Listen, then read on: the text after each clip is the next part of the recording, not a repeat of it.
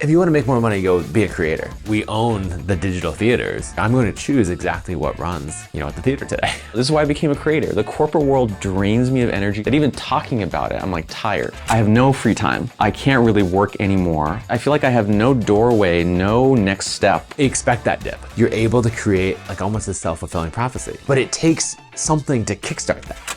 We want to do recurring in every area of the business. Really? Hey everyone, today I've invited one of my favorite creators and entrepreneurs, Nathan Barry, the founder of ConvertKit, the email marketing platform that we use, into the studio to talk about a really big idea and powerful message that he's actually touring the country to talk about, which is the idea of the $1 billion creator. Welcome, Nathan. Thank you for coming in. Yeah, thanks for having me. It's fun to be here in the studio with you. What's your best kind of explanation of what the $1 billion creator idea is? Yeah, so creators are incredible at two things. One, getting attention, and two, making money from it.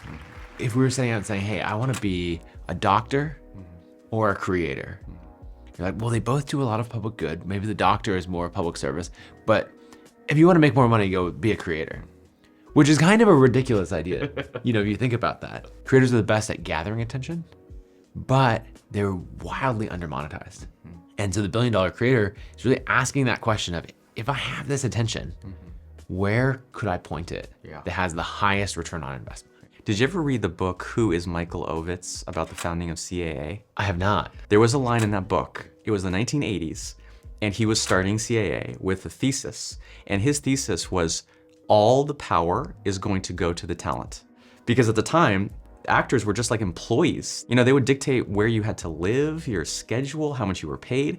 And he just said, no, over the next few decades, all the power is going to go to the talent. And he built CAA, a multi-billion-dollar agency, on the back of that idea. That's happening again now.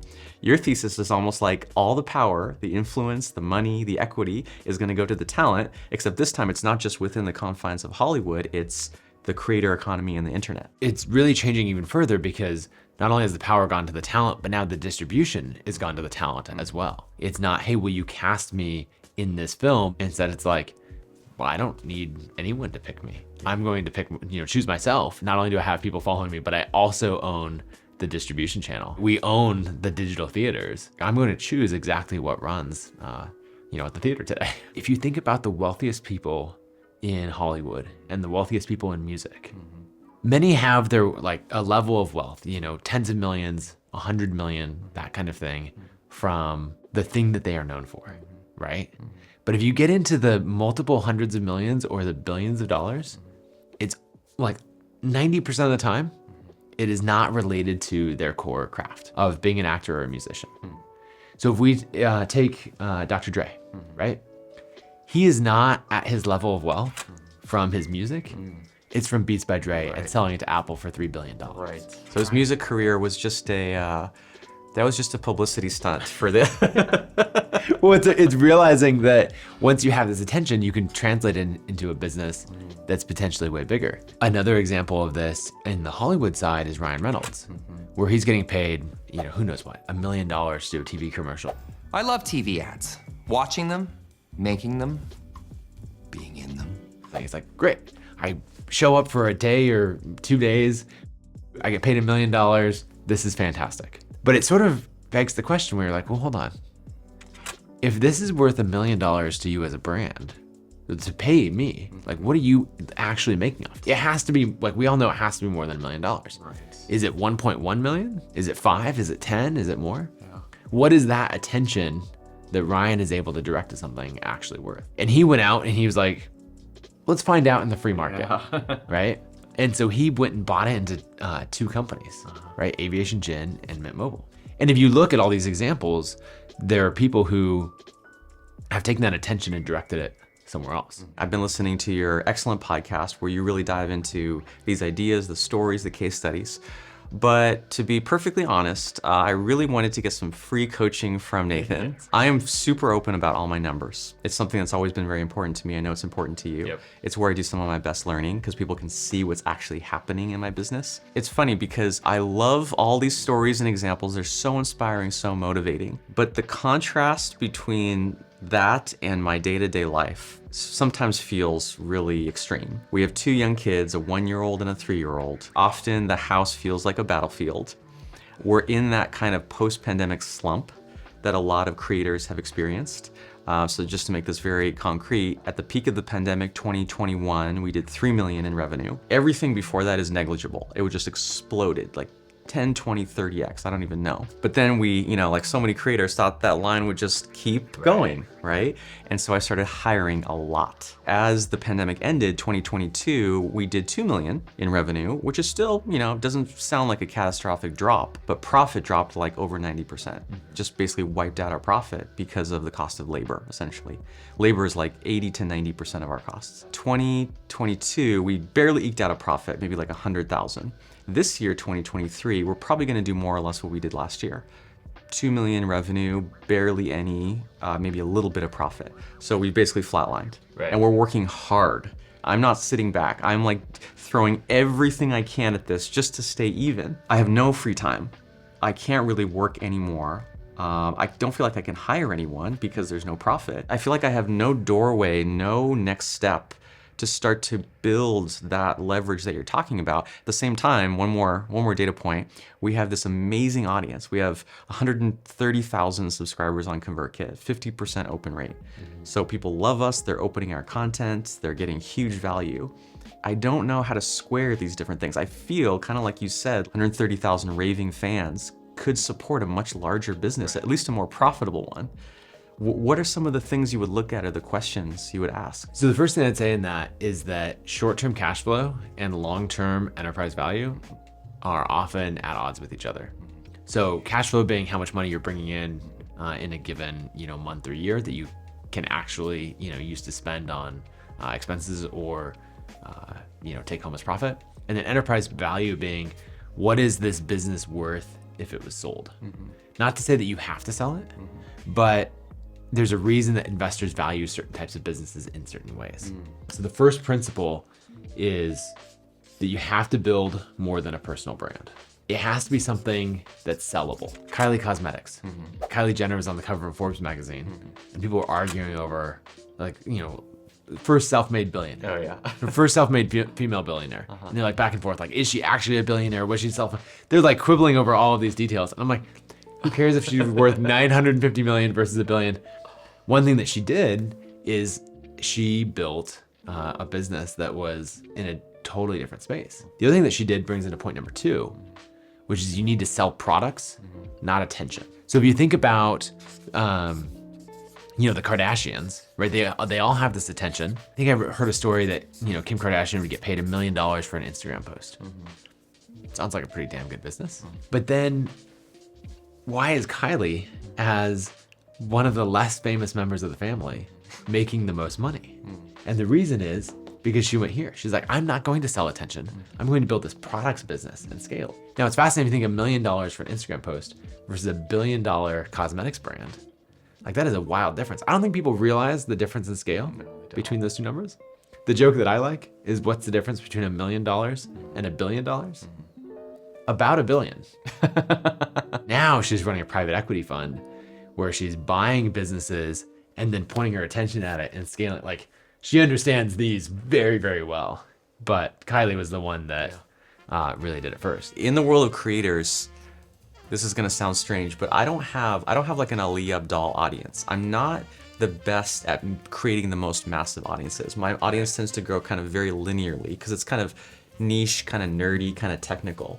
And so I've never been able to make money with ads. I just never had the scale for that. I've had to build products. So it's funny because we could just create courses all year long, courses and more courses. There's an infinite amount of content, but I'm kind of like, do I really want to just create courses upon courses, mountains of courses, which is another one of your principles. I don't know if it belongs here, but is like fully capitalize on what you've already done. Yeah. Rather than new thing, which is what I see so many creators doing. They don't even eke out 1% of the potential of something before they move on to something else. And I don't want to do that. Yeah, so I talk about this in the forms of skyscrapers versus strip malls, right? And so if you think about in a rural area, right, you have the strip mall of all these little stores and businesses, each one doing a small amount of revenue or has a small amount of value, right? And a lot of people will say like, you know, especially someone who's like, oh, I'm a serial entrepreneur. They're building all of these different businesses. Yeah. And what I think is you either haven't found one that's worth doubling down on, or you are so distractible that you're not willing to stay focused. And so instead, what if you got like 100 times more space in that one building by building a skyscraper on that same footprint? And so I got rid of a bunch of other products that I had and was selling that made money. Because I like ConvertKit is the skyscraper that I'm building. And so everything that I do has to go back into growing that business. This is why I just keep coming back to the thing that I've already done. Right. Building a second brain. It's like the leverage, like doing a little more on that, putting a little more effort into that, the leverage is so much vaster than anything else I could do. It's like its own little mini empire. It's its own ecosystem. All of these businesses have recurring or repeat purchases. I say recurring or repeat, right? A software subscription is truly recurring, whereas a salad dressing is a repeat purchase. I was thinking that, and I went through all these examples, and almost every single one had either recurring or repeat purchases, and then there was one that bothered me. It was Beats by Dre that didn't, right? It was a one-time purchase, though I guess like we lose and break headphones all the time, so like you buy them more often. But then another friend, Dan Runcie, who runs Trapital, which is like a music business newsletter, I had him on the podcast, and he talked about how the acquisition was really only half about the headphones and half about the Beats by Dre, the music streaming service they'd started, which became the precursor to Apple Music. So when Apple bought them for $3 billion, they were going for a recurring purchase of the subscription. This is something that I'm curious about in your business. Like, so you have more than a personal brand. I'd say you're halfway to having more than a personal brand. You definitely, like, you're all in on products rather than attention. But do you have recurring or repeat purchases? No, we don't. We launched a membership, a subscription membership. It's like $500 a year or something. It's basically for people who take our course or read our books or whatever and want to be part of a community that has one event per week all year long. On podcasts and things, people are always just like, oh, just make it recurring. Whatever you do, just make it recurring.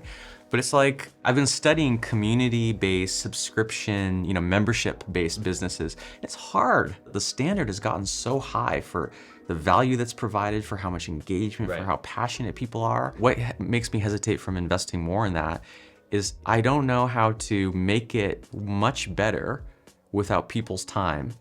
And again, I run into that same problem of I don't really feel like I can, we don't even have like a full-time community manager. That feels like too much of an expense. If we're trying to go for something 10x or 100x what you're at now, if we use the barometer of this business must get to 100 million in revenue, I don't think a community is going to do that. Look out there.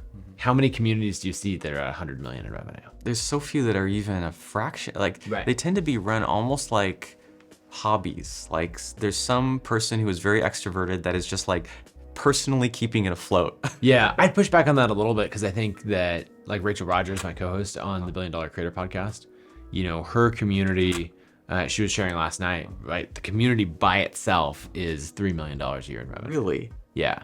And then she's got coaching certification. So her business, which is a similar model, or could be a similar model to yours, is about a $10 million a year business. Really?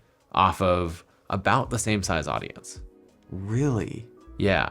And so now she's trying to figure out the 10 to 100 million leap, right? And that, like, there's some, she's got a lot of ideas in there and she's exploring and testing hypotheses on that, right? But her business is, a core monthly membership. She calls it the club.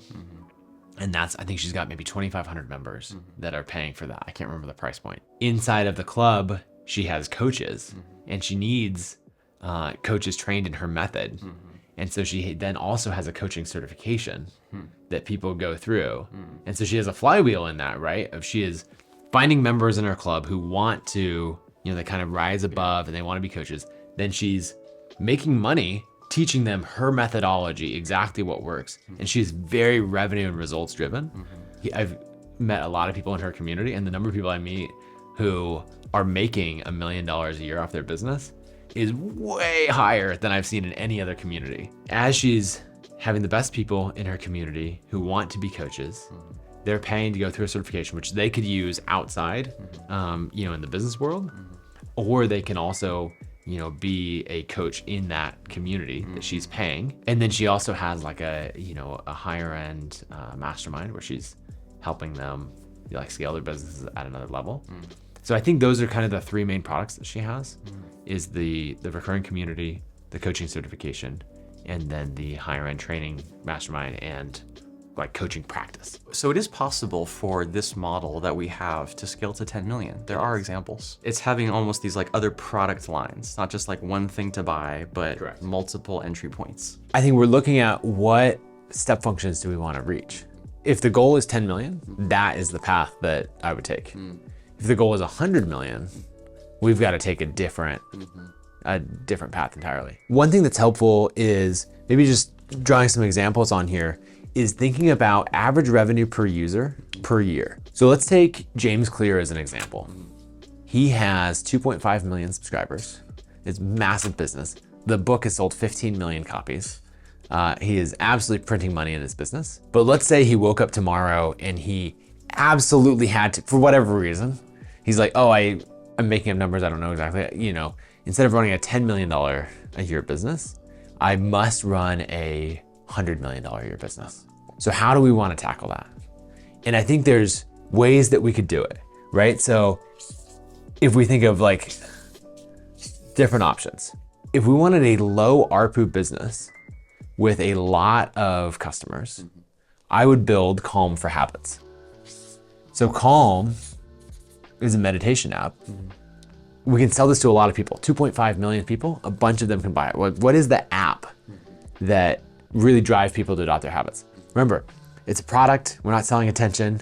It's more than a personal brand, right? It's gonna be like the Clear method or something like that, right? But it has to be a recurring or repeat purchase. The worst thing you could do is say like, hey, I'm gonna sell this as a $5 one-time purchase or $20 one-time purchase. Like, no, total waste of time. But $100 a year, you'd have to sell a crazy number of these, but it's doable. So say a little bit more about, this is actually a question I've had is like, so like we're doing 2 million a year on 125,000 subscribers. That's something like $20 to $25 per subscriber that we're generating. How do I benchmark that? How do you know if that's a low, medium, or high? ARPU is a term that comes mostly from like the software world, right? So ConvertKit we charge anything from $9 a month at the very cheapest thing we charge for, up to, the James Clears of the world and all that are paying, $5,000 a month. We average out at like $65 a month across 50,000 customers. Now, what you're pointing to is an average revenue per subscriber. What I would be thinking about in this model, or for this example, is what's your average revenue per customer? $25 per subscriber per year is a pretty good subscriber value, right? Like, that there's nothing about that jumps out at me like, oh, we should be trying to get that up. I'm gonna throw a per year on here just because it's so important. And this is the thing, like this part of it is what we have to change in your business. So here's the problem. I know you're acutely aware of this, but I will emphasize it just for everyone watching. January 1st, you have no revenue. And so your revenue each year is looking like this, right? Of whatever it is spiking to for each year. Year 1, year 2, year 3. Well, year 4 starts and your revenue's there and you're building up throughout the year. In my business, because it's recurring revenue, I'm like here, and in year 4, I'm already up here and I'm saying, hey, where can I go in year 4? Because it's recurring. It's so powerful. Now I have churn in that, right? So churn is whoever's canceling every month, and it can be, there's all kinds of things in growth that are hard to overcome that. You're not going to grow this business beyond the point that it is now without recurring revenue. Now, as we're chasing recurring revenue, we have to decide where we want to fit in the market. So if James, we're building Calm for Habits, $100 a year, that's one option. What if we did like there's a product called My Body Tutor, another one called Noom, right? Why don't you explain really quick what My Body Tutor is? It's basically like a workout. It's a workout app. It gives you different options for workouts. You can like filter, sort them, save favorites, stuff like that. Then they also, I believe, have a product where they do coaching. Oh yeah, you can use it basically as a library of content, or you can add on like a virtual, personal trainer. I think the virtual personal trainer, I think they have 2 packages, and it's something like maybe $200 a month is the cheaper one, and maybe $400 or $500 a month is the more expensive one. And they'll do the virtual personal trainer, but then they'll also like really get in on the diet side of things. And so you'll be like texting with your coach to say like, here's my food plan for the day, right? Here's exactly, and so it has this accountability built in, but they're able to charge quite a bit more, right? So $200 a month is $2,400 a year, 500 is 6,000 a year, right? So now, you know, say we're 2K to 5K per year. That's significantly more. The number of customers that we need is a fraction, you know, as we've made this jump. You're already playing in this territory. You're not selling a cheap mass market product. But just for the sake of argument, what if we jumped into a different world and we said, all right, I want to get to 100 million a year and I want to do it with the least number of customers. Okay, maybe we're building a product. Again, I'm not sure, I'm speculating on what people might want to buy from James. Maybe we want to do a high-end performance lab, right? And we're targeting $50,000 to $100,000 a year that people are paying. Well, now we really don't need that many. Let's say 50K plus. So let's put some math to this, to the number of customers that we need in this sense. So I'm not going to try to do math off the top of my head, but if we're doing 100 million in revenue, right? This one is simple math, but in that case, we're going to need 1 million customers, right? Here, grab another color and jump in. So 1 million customers right here. Oh, what do we want to pick? Let's say $3,000, right? So again, we're just very simply 100 million on the calculator divided by $3,000 that we're making per year. We need 33,000 customers right here. And then again, very simply for round numbers, 100 million divided by 50,000, 2,000 customers. And so if you think in these terms, these are very, very different businesses. We need 1 million people continuing to pay us, right? So we're gonna have churn, like top of funnel needs to be huge. But if you think about this, there are completely different ways to monetize your audience. Now, the other thing is they don't have to be mutually exclusive. You could actually do both of these. This could potentially be the upsell in this. What kinds of things is this sparking for you as you're thinking about your business? It's interesting because part of the problem is having so many options. We could go in so many different directions. We're so flexible and have so many different skills. You know, we've already talked about corporate training. We've talked about like a certification is an option. We actually see significant interest in that. And software, like in some ways, software is kind of almost the obvious one because our courses are about software. What we're teaching is how to use software more effectively, but how to do that on other people's platforms. Okay, so I love to brainstorm these different ideas and go through a few of them. You said corporate training, software, certification. One thing we've considered is like Notion templates has kind of taken off. I'm gonna put more courses on there because it depends on our goals. And there are course businesses that have gotten really massive. You know, we hear about like platforms like Udemy or Lynda. There's a business called Pluralsight, and they are massive. I think they are even publicly traded. And that's, you know, in the developer and tech world. And so often you're gonna look for more in this niche space, and you'll find some businesses that you're like, really, that is that big? These are all reasonable ideas. And there's two different lenses that I wanna put it on in a second. But what is the most ridiculous idea that you could think of that would never work? I think it's this one. Software? I mean, yeah, creating a note-taking app or any software feels like impossible. Okay. It's just so far from my home base. I'm not technical in any way. This is where it comes back to the goals, right? So if we are today, right, we're at 2 million. Let's say that we also have 10 million and then 100 million. Courses, Notion templates, those are $2 million offerings. Or say there are ways we're gonna tweak, we're gonna optimize, we can get to 4 million. Corporate training, certification, maybe a very different style in courses, but I think really corporate training and certification, that's a $10 million business, right? I can see, you know, if you copy Rachel Rogers' playbook, right? That's gonna get you here.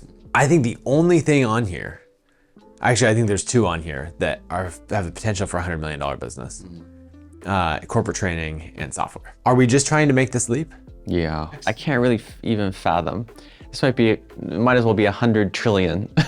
Yeah. My imagination can't expand that far currently. This, I know people that are doing this. I've, you know, gotten a little closer to this, so I can kind of envision it. Yeah, we could list out a bunch of, like if we did a research project and let's say, okay, let's find 25 businesses that have made this leap, right? We could do that. And you would ask, who did you follow to do that, right? And you'd go through it. And that's different than something like a Ramit, where he's going off of a much bigger audience, and in more generalist courses, that sort of thing. So I think someone like Rachel's a better fit. We have to fix the recurring revenue problem, like just for stress levels, budgeting, and everything else, right? If you don't want a launch to go poorly, there's too many businesses that have gone there. I know a lot of businesses scaled to 25, 50 employees or more, and then found that like a launch didn't go well, or they're really counting on that. Even like Ramit Sethi, right? He built a massive, massive business. And then he was like, I don't want the high revenue, low margin that he'd gotten to. Right. And so he simplified, right? They stopped doing custom software. They stopped doing all of this. They're going off the shelf tools, and they have a small team compared to their revenue, because it's a much more comfortable business to run. Yeah. If we, map this out as like, obviously these tiers are not to scale. A lot of people think like I'm going to grow linearly into, from 2 million to 100 million. And it's really important that it is step functions. This is a different business than this. Interesting. There are people who have scaled that, but it caps out. But this never scales to this without changing the business model. In my essay, The Ladders of Wealth Creation, I have the shape of earnings. Stair-step, linear, and then exponential. Right. This requires an exponential growth curve. What I would do if I were running your business is I would aim here and then have a clear path, a place in my, in note-taking and all of that, where I'm writing down all of these ideas. Because the thing is, because this is stressful right now, I don't think you have the brain space to tackle this. No. If I were to build my dream tool, here's exactly what would be in it. I'd be logging all of those notes, and I just wouldn't execute on them right now. The things that I would do is I would launch a community that is paid for on a recurring basis, right? So that you have that cash flow and that stability. And I would try to fund basically all of your operations off of this, because it's gonna be very predictable. You're gonna have churn. Right. Everyone's like, oh, recurring revenue is amazing. And it is, but churn is also like a very frustrating thing. And it always gets downplayed. But run the business off of the revenue from the community. I would launch a certification, have those certified coaches, helping in the community, but then also have a program. It's not a job board. It's basically where businesses, individuals, organizations can come in and say, do this for me, right? Set it all up and coach me through the process. That's almost like a new idea, almost like a marketplace. I'm trying to not use the word marketplace. Let me think about why. A marketplace implies that I'm trying to choose the best person and you're just facilitating the transaction. What I want is an implementer in your method. So it has like more endorsement behind it, right? Because you certified this person. I'm gonna say coaches. This might not be the term that you use, but this is where someone comes, or implementers, right? That actually might be a better term. Though implementer, another problem with it, and that implies a one-time thing. You actually want it where this is a recurring service as well. And so now if you're coming into someone's business, so we just did this where we paid someone to come in and clean up our whole Notion setup and happily pay $5,000 for someone to do that. It's like if it's following a specific methodology, then I'm going to make sure that I'm hiring a coach or an implementer from the list of people that you said. Right. I use an executive coaching firm called Reboot. Oh yeah, I know them. Yeah, and I think they're absolutely amazing. I've paid them for years. They charge something like $2,800 per month per coach, right? So I pay them $16,000 a month for coaches for all of my exec team. Oh, you have multiple coaches. Yeah, so I believe in them that much that like all of my executives. $16K a month to this one company. Wow. Yes. Now, so their process, they're not like, here are the Reboot certified coaches, go on there and choose the right person. And I'm like, well, okay, do I want Andy or Dan or, what's the right fit? No, they have an onboarding process where you get on a call with them and they understand about your business and they get to know you and, personality, what the fit is and all of that. And then they make a recommendation and they say, this is the coach that we think is the right fit for you. Let's say let's work through this. You've got the certification. You now have all of these coaches or implementers, and they have different specialties. And so now I come to you and I'm like, hey, I need the second brain implemented in ConvertKit. And you're like, okay, well, what's your experience level with all of our principles? Okay, you have a lower experience level, so this type of coach. What type of business? Oh, you're in software, okay. So it's narrowing down, now it's going to be one of these 3 people. Okay, what time zone are you in, all of that. And then you're saying, Nathan, this is the implementer that is the best for your business. Here's the price point, all of that. I'm not paying them separately, right? I'm paying you as the company and you are paying them. Right? Or they could be still an independent contractor rather than a full-time employee. But that transaction is happening, the trust is all through you. So it's a high price transaction and a very high trust transaction. And so the combination of that, right? If we were to go back to the previous page, we're all the way up here in price point. And so that's a big business. And now I'm like I'm just getting excited thinking about it because I can just say like, I'm getting someone who's the right fit. You're not going to put someone on my project and supporting ConvertKit who is like, oh, I work with creators to help them, creators who are early in their career to help them get organized. You might have coaches who that is their specialty, but I have confidence that you just assigned someone to me who's like, oh, I actually used to work in SaaS in a previous company. And I became obsessed with this and I love coaching. And so it's not just that you're sort of building blocks on top of each other, it's that they reinforce each other. Yeah, so the things that we're doing those 3 things. And we maintain the course, right? The training is key, right? Because you need to be able to take people through all of this. This is like just the doorway, the entry gateway that everyone has to pass through on the way to those things. 4 C's. It's like a new framework that you just invented. This is really interesting because it plays into itself because you're going to the course and the community. You'll have to figure out the balance between these 2 things. They could take away from each other. They could cross-sell in a really nice, like they could be complementary or competitive since we're only using words that start with C. But like that's an interesting balance, $2,500 for a course, $200 a month, you got to figure out what the ongoing value delivered is. As you have that, you've got plenty of revenue coming in from there. The certification takes it up a level. This should be expensive. I think Rachel's certification is $25,000. I might be getting that wrong, but it's up there.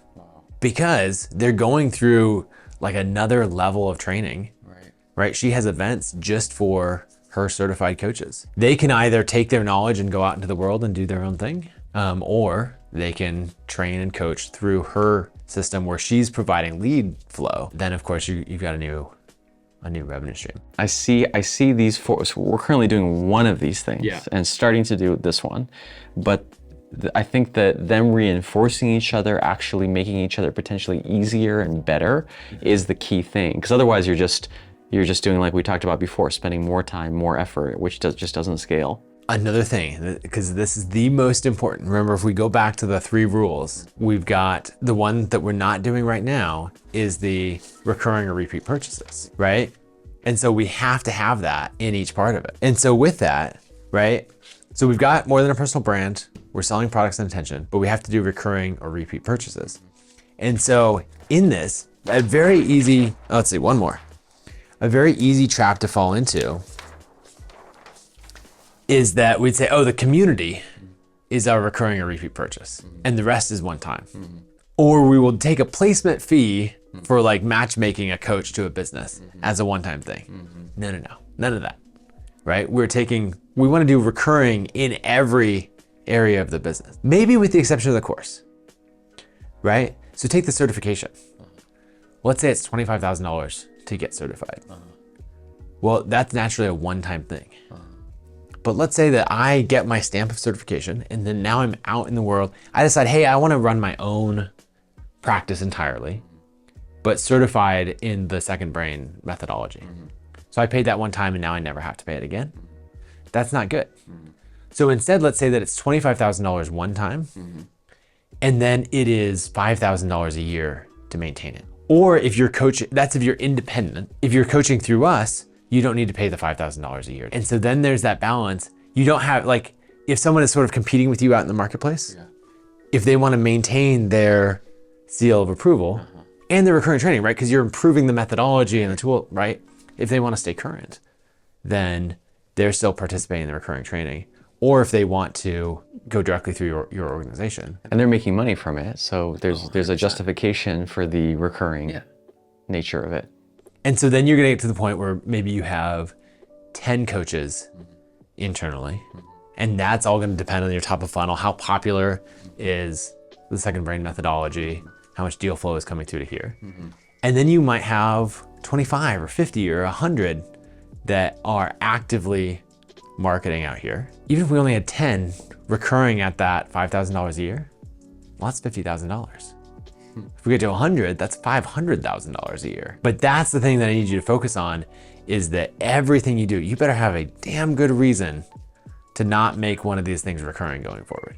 So it's recurring by default. Recurring by default, yes. Not as a special future thing that you're gonna do. You know, when I think about what I like spending my time doing, how I wanna spend my days, which is a question I always ask, is I just love being immersed in ideas. I'm a kid in a playground of ideas. That's what makes me come alive. And that's something that has made me hesitant to do this or this. But with this sort of flywheel you've designed, the value that is being offered is exactly the value I know how to create, which is the constant stream of ideas and insights and metaphors and new innovations that I'm always coming up with just naturally. When that's a hard thing about this billion-dollar creator idea, is that often it requires something entirely different. Now, it's also not going to get us here, but let's play a game over time. Right? Let's say 3 years from now, we're at $10 million a year. This is implemented really well. You understand what's needed on a different level. And maybe you built some software that helps facilitate the coaching experience. And you're like, okay, software is hard, but it's not that hard. And now this starts to move into the thing you're like, I have no idea how to do that. I just envision in my mind someone doing 10 million a year. They're relaxing at their freaking estate out in who knows where. They have the life, no constraints on their lifestyle, their consumption. What do you find is typically what goes on in their brain that makes them think, no, I want to risk changing things, risk trying something new to go there? There's a big motivation question in there, right? For me personally, I absolutely love this. And I love the mission of the company, right? For ConvertKit, it's we exist to help creators earn a living. So if I believe in the product and I believe in the mission, right? It's almost my obligation to scale it as much as possible. I also love just the game that we're playing. I also think that I'm looking for the personal growth. CEO of ConvertKit at $5 million a year in revenue, and the CEO of ConvertKit $100 million a year in revenue. They're gonna have the same name, but they're gonna be different people. Same name, same values, all of those things. Very, very different skill set, resilience, operational style. And I'm excited for that personal growth. And then the other thing, and one that I'm working through myself right now, is we can run into this trap of, okay, I have a bunch of problems and a bunch of work at 2 million or 10 million, let's say 10 million. We get to this stage and it's very, very challenging. And so you're like, why would I want 10 times the work and 10 times the problems? And so we end up in this limiting place where we're like, I'm not even gonna go there.